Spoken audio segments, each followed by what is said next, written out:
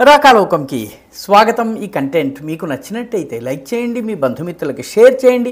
ఇప్పటి వరకు సబ్స్క్రైబ్ చేసుకోకపోతే సబ్స్క్రైబ్ బటన్ని నొక్కండి, అదేవిధంగా బెల్ ఐకాన్ని కూడా తప్పనిసరిగా నొక్కండి. జై హింద్ మిత్రులారా. అందరి దృష్టి అమెరికాలో ట్రంప్ పేలుతున్నటువంటి అవాకులు చవాకుల మీద, పార్లమెంట్లో ఆపరేషన్ సింధూర్ చర్చ పైన ఉంది.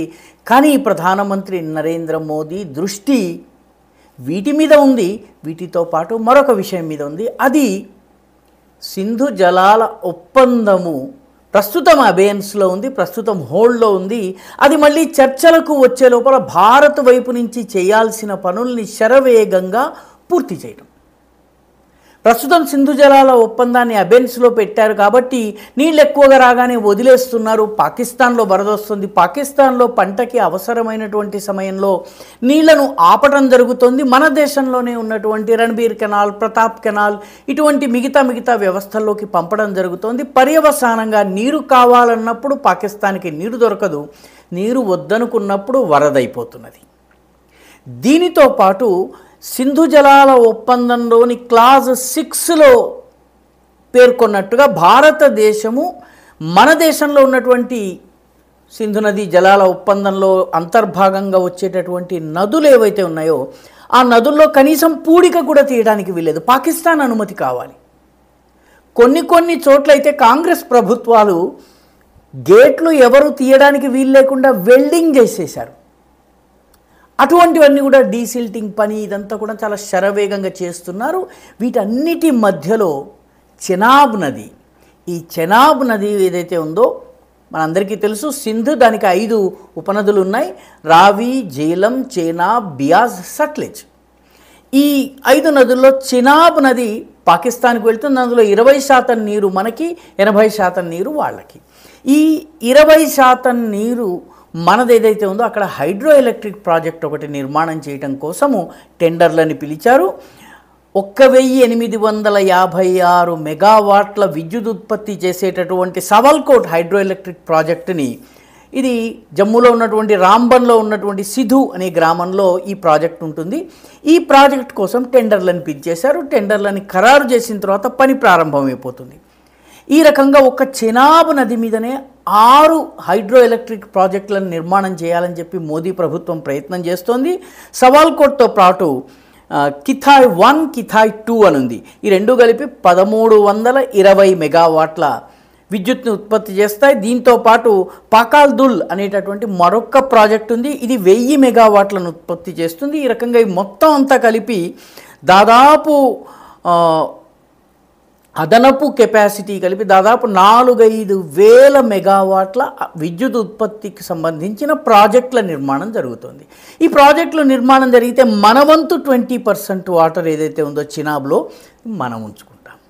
సింధు జలాల ఒప్పందం 1960లో నెహ్రూ గారు పాకిస్తాన్తో చేసుకున్నారు. దీనికి మధ్యస్థత చాలా ఆశ్చర్యకరంగా వరల్డ్ బ్యాంక్ చేసింది. ప్రపంచ బ్యాంకుకి నీటికి సంబంధం ఏంటి? అంతర్జాతీయ కోర్టు మరొకరో మధ్యస్థత చేస్తే లేకపోతే మీడియేషన్ చేస్తే అర్థం ఉంది. కానీ వరల్డ్ బ్యాంక్, ప్రపంచ బ్యాంక్ మీడియేషన్ చేసింది. దీనిలో వెస్ట్లో ఉన్నటువంటి 3 నదులు సింధు, జీలం, ఆ తర్వాత చెనాబ్, ఈ 3 పాకిస్తాన్కి వెళ్ళేటట్టు, అందులో 80% నీళ్లు వాళ్ళు తీసుకుని 20% మనం తీసుకునేటట్టు, మిగిలిన 3 నదులు ఏవైతే ఉన్నాయో రావి, బియాస్, సట్లెజ్, ఇవి మన దేశానికి చెందేటట్టుగా, ఎందుకంటే ఇవి ఎక్కువగా మన దేశంలోనే ప్రవహిస్తాయి. ఒప్పందం జరిగింది. మన వంతు 20% నీళ్ళని మనం తీసుకోలేదు. పైగా మనం ఏ ప్రాజెక్టుని చేపట్టాలన్నా లేకపోతే ఏ రకమైన రిపేర్లు చేయాలన్నా కనీసం పూడిక తీయాలన్నా పాకిస్తాన్ యొక్క టీం రావాలి, ఇన్స్పెక్షన్ చేయాలి. పాకిస్తాన్ అభ్యంతర పెడితే పూడిక తీయటానికి వీల్లేదు. ఇది పరిస్థితి. కాబట్టి 1965 యుద్ధం కావచ్చు, 71 యుద్ధం కావచ్చు, సియాచిన్ యుద్ధం కావచ్చు, కార్గిల్ యుద్ధం కావచ్చు, ఈ యుద్ధాలు జరుగుతున్న సమయంలో కూడా సింధు జలాల ఒప్పందం యథావిధిగా నడుస్తూ వచ్చింది. పాకిస్తాన్ నీరు ఆపలేదు. మొట్టమొదటిసారి పహల్గాం సంఘటన తరువాత నరేంద్ర మోదీ ఈ సింధు జలాల ఒప్పందాన్ని హోల్డ్లో పెట్టారు.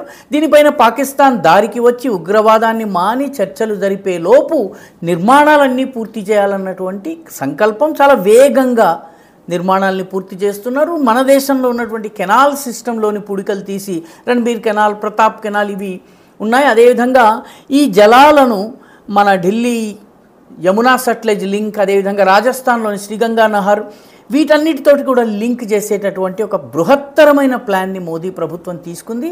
దీని అర్థం ఏంటంటే పాకిస్తాన్ ఉగ్రవాదాన్ని మానితే కానీ సింధు జలాల మీద చర్చ ఉండదు. సింధు జలాల మీద చర్చ జరిగే లోపల భారతదేశము తన 20% నీళ్లను తాను నిలుపుకునేందుకు అన్ని ఏర్పాట్లు పూర్తి చేస్తుంది. పాకిస్తాన్లోని ప్రతి చుక్క నీటి ప్రవాహాన్ని భారత్ కంట్రోల్ చేస్తుంది. భవిష్యత్తులో ఎప్పటికీ కూడాను పాకిస్తాన్ ఉగ్రవాదం వైపు వెళ్లకుండా ఉండేలాగా కట్టడి చేయటానికి ఇది ఒక ఆయుధంగా ఉపయోగించుకుంటున్నారు. జవహర్లాల్ నెహ్రూ ఈ ఒప్పందాన్ని పూర్తిగా భారతదేశానికి అనుకూలం కానటువంటి, వ్యతిరేకమైనటువంటి, భారత ప్రయోజనాలను దెబ్బతీసే ఒప్పందాన్ని చేసుకున్నారు.